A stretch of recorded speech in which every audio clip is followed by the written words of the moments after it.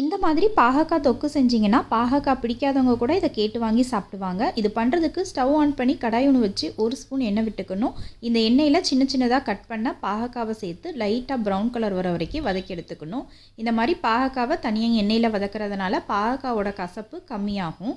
இப்போ பாகக்காவை தனியாக எடுத்துகிட்டு அதே கடாயில் கொஞ்சம் எண்ணெய் விட்டு ஒரு பெரிய வெங்காயமும் 4-5 பல் பூண்டு போட்டு வதக்கிட்டு அதுக்கப்புறமா ஆல்ரெடி வதக்கின பாகக்காவும் 2 சின்ன சைஸ் தக்காளியும் சேர்த்து வதக்கிக்கலாம்.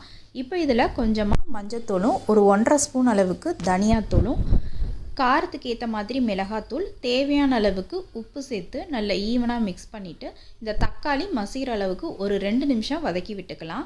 தக்காளி நல்லா மசிஞ்சு வந்ததுக்கப்புறமா ஒரு நெல்லிக்காய் சைஸ் அளவுக்கு புளி ஊற வச்சுருக்கேன். அந்த புளியை கரைச்சி இந்த புளி தண்ணியை இதில் விட்டுடலாம்.